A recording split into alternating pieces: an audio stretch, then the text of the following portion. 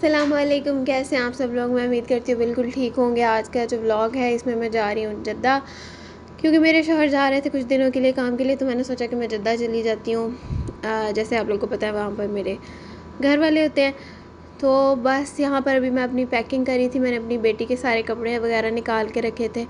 बच्चों के ही ज़्यादा कपड़े रखने होते हैं, क्योंकि फिर एक दिन में काफ़ी कपड़े वो गंदे भी करते हैं, चेंज भी करते हैं। बेटी मेरी भी एक दिन में कभी 2 भी कर लेती है, 3 भी कर लेती है, तो फिर इसलिए मैंने सोचा कि फिर वहाँ जाके मसला ना हो।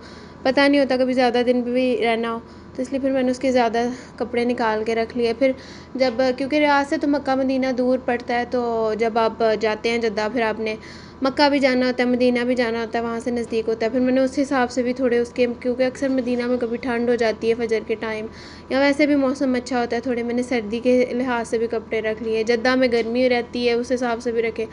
तो ज़्यादा सामान बेटी का ही था अपने, तो मैंने थोड़े बहुत ही कपड़े रखे। तो बस यहाँ बेटी के मैं सारे कपड़े निकाल के देख रही थी कि कौन से रखने वाले हैं, और वो सारे पैक कर रही थी। ये जो ग्रीन वाला है वो तो वो पहन के जाएगी।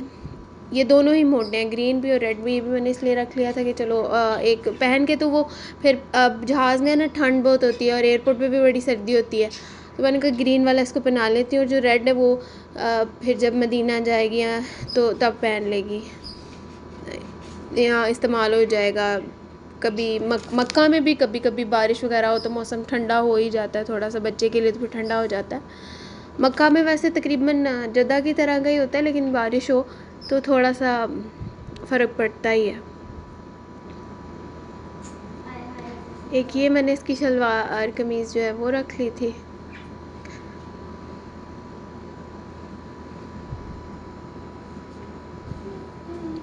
अच्छा, जब मैं कपड़े निकाल रही थी तो मुझे ऐसे लग रहा था कि मैं सारे ही रख लूँ, मुझे सारे ही ज़रूरत के लग रहे थे, लेकिन फिर भी अब कितने भी लेकर जा सकते थे। फिर सामान लेकर जाने में भी मसला ही होता है, और दूसरा फिर जितना लगेज आपको अलाउ होता है उस हिसाब से रखना। तो फिर मैं देख रही थी कि कौन से रखूँ, कौन से रहने दूँ।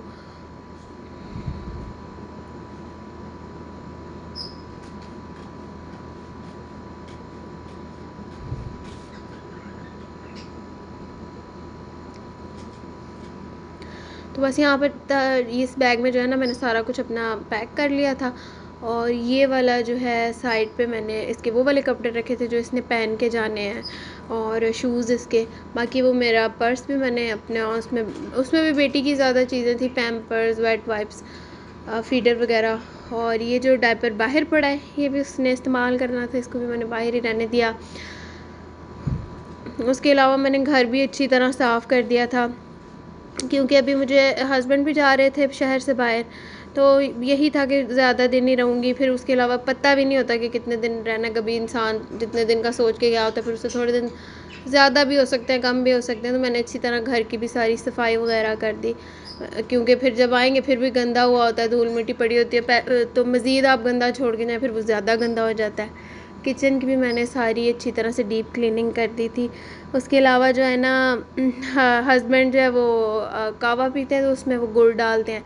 तो पहले गुड़ जो है नीचे पड़ा हुआ था, मैंने कहा उनको फिर मसला होगा, तो मैंने अलहदा से निकाल के जार में रख के, तो जार बिल्कुल सामने रखा जहाँ उनको आसानी से मिल जाए। साथ मैंने उनके लिए जो है पालक का सालन बना दिया था। कह रहे थे कोई एक सालन बना दो, अगर मैं तुमसे पहले आ गया तो फिर मुझे बड़ा मसला होता है खाने का, तो फ्रीज़ कर जाना।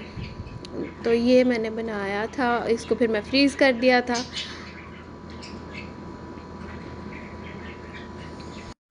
किचन में भी हम लोगों ने ना ऊपर, पहले तो नीचे वाली कैबिनेट सी थी जैसे मैंने आप लोगों को बताया था, उसमें से भी सिर्फ एक ही साफ़ थी, तो वही हम यूज़ कर रहे थे, बाकी बंद कर दी थी उन पे टेप्स वगैरह लगा के। फिर सामान रखने का बहुत ही ज़्यादा मसला मुझे हो गया था, तो मैंने हस्बैंड से कहा कि आप मुझे ऊपर एक शेल्फ़ लगा दें, तो मैं वहाँ पर थोड़े बर्तन रख लूँ, थोड़ा सारा मुझे मैनेज करने में आसानी हो जाए। तो जब से ये ऊपर वाली शेल्फ़ लगी है ना, तो अब मुझे ये है कि तो काफ़ी बर्तन ऊपर आ गए हैं, तो जो नीचे एक ही कैबिनेट खुली हुई है ना, फिर उसमें भी सामान आ जाता है। तो अब थोड़ी सी मुझे आसानी होगी इस शेल्फ़ के लगने से। फिर बस हम लोग जो है बाहर खाना खाने चले गए। हस्बैंड कह रहे थे कि फिर अब जाना है तुमने तो चलो बाहर ही खाना खा लेते हैं। तो यहाँ पर हमने अलबेक का सैंडविच लिया था, वो हम लोग खा रहे थे। साथ में मेरे हस्बैंड जो है वो पेप्सी ले आए, तो मैंने उन्हें कहा कि आप पेप्सी क्यों लेकर आए। कहते हैं, मैंने वहाँ पर उसको पूछा भी तो उनके पास पेप्सी के अलावा और कोई नहीं थी। मैंने कहा अब इसको आप फेंक दें, लेकिन हम पियेंगे नहीं। तो लेकिन आइंदा से आपने जो है ना पेप्सी नहीं लेकर आनी। हम ज़्यादा तो कुछ नहीं कर सकते, लेकिन चलो हम उन लोगों में तो आ सकते हैं जिन्होंने कुछ ना कुछ करने की कोशिश की। अगर हम ये सोच के करेंगे तो नीयत का तो अल्लाह अजर देता है कि हम उन लोगों में तो आए जिनको उनके दर्द का, फ़लस्तीनियों का एहसास था। तो कम से कम उन लोगों में तो हमारा नाम हो जिन्होंने कोशिश तो की थी कुछ करने की।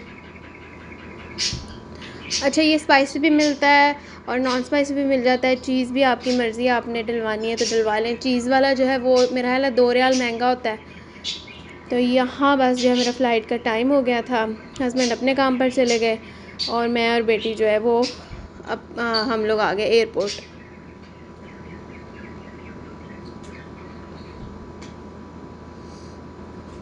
यहाँ पर मैं अपनी फ़्लाइट ढूंढ रही थी, तो जो है ना यहाँ पर मेरी फ़्लाइट नहीं थी। खैर फिर मैं अंदर चली गई। अंदर जाके भी मैंने 1-2 लाउंज में अपनी फ़्लाइट चेक की, लेकिन मुझे नहीं मिली। तो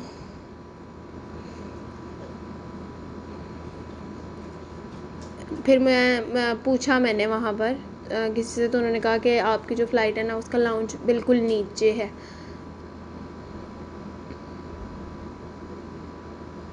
अभी जो है मैं बस उस लाउंज की तरफ जा रही थी जहाँ से हमारी फ़्लाइट चलनी थी। और जो है मेरी बेटी, वैसे तो वो अभी बिल्कुल चलना शुरू ही हुई है, थोड़ा थोड़ा ही चलती है लेकिन खड़ी हो जाती है।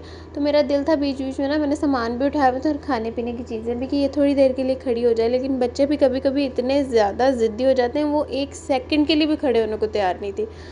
और जो हमारा लाउंज था, जहाँ जिधर से हमारी फ़्लाइट जानी थी, वो काफ़ी दूर था, काफ़ी चलना पड़ा हमें। तो लेकिन उसने भी अपनी ज़िद नहीं छोड़ी और मैं सारा रास्ता उसको भी उठाया हुआ था और चीज़ें वगैरह भी उठाई हुई थी। और अब जो है ना ये वो लाउंज आया जहाँ से हमारी फ़्लाइट जानी थी। यहाँ पर भी काफ़ी देर बैठना पड़ा क्योंकि हम लोग टाइम से भी पहले आ गए थे। तो यहाँ पर भी कुछ टाइम गुजारा, फिर थोड़ा बहुत कुछ खाया पिया।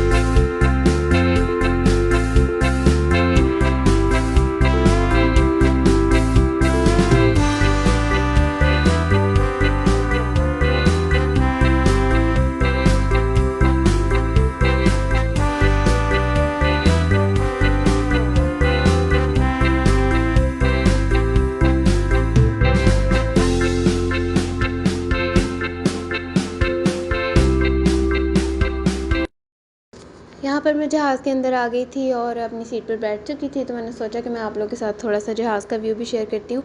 इससे पहले मैं फ़्लाइट डील में जो है ट्रैवल किया था मैंने डोमेस्टिक, और अभी जो है मैंने फ़्लाइनास में ट्रैवल किया। तो मुझे लगता है जो फ़्लाइनास है ना वो फ़्लाई डील से ज़्यादा बेहतर है। फ़्लाइनास में उन लोगों ने डिले भी बहुत किया था, बड़ी देर हमें बस में खड़ी रखा, उससे पहले लाउंज में कितनी देर हमें इंतज़ार करवाया। फिर जब हमें बस में ले गए, जिस बस में जहाज़ के पास लेके जाते हैं, तो उस बस में कितनी देर खड़ा रखा हमें। और जो है ना वो सफाई कर रहे थे, जो प्रीवियस फ़्लाइट से लोग उतरे थे, तो ज़ाहिर सी बात है उनका जो भी सफाई करनी थी चीज़ों की वो कर रहे थे, तो इस वजह से।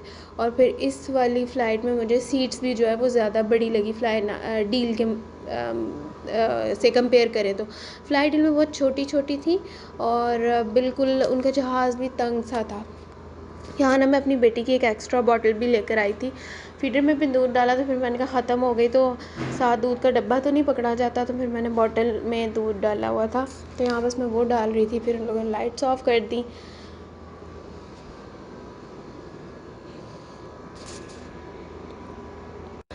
अच्छा, और उसके अलावा ना इन ये जो डोमेस्टिक फ़्लाइट्स हैं, फ़्लाई डील, फ़्लाई नास, इन दोनों में मैंने ट्रैवल किया, तो इन दोनों में ये है कि आपके पास इसमें मील की ऑप्शन पहले नहीं होती। आप जब भी ट्रैवल कर रहे होते हैं तो उसमें वो लोग आते हैं और वहाँ पर वो बेच रहे होते हैं चीज़ें। एयर होस्टेस वो आपको एक पम्फलेट देती है, तो उधर ही आपने उनको कैश देना होता है। वहाँ पर मतलब आप क्रेडिट कार्ड भी इस्तेमाल नहीं कर सकते जहाज़ में, ज़ाहिर सी बात है। तो वो आपने उनको कैश ही उसी वक्त देना होता है अगर आपको कोई भी चीज़ वहाँ से चाहिए होती है। यहाँ पर हमारा जहाज़ जो है लैंड कर चुका था और ये अब हम जो है जद्दा एयरपोर्ट पर हैं। जद्दा का एयरपोर्ट भी अभी नया बना है। जद्दा के एयरपोर्ट की सबसे ज़्यादा खूबसूरती ये है कि यहाँ पर इन लोगों ने एक्वेरियम बनाया हुआ है। मैं भी आपको वीडियो के एंड पे एक्वेरियम भी दिखाती हूँ। तो ये मेरा आज का व्लॉग था। अगर आप लोग को पसंद आया तो इसे लाइक, शेयर और सब्सक्राइब ज़रूर करें और कमेंट सेक्शन में भी बताइएगा कि आप मज़ीद कौन सी चीज़ें देखना चाहते हैं सऊदी अरेबिया के हवाले से। नेक्स्ट व्लॉग तक के लिए अल्लाह हाफ़िज़।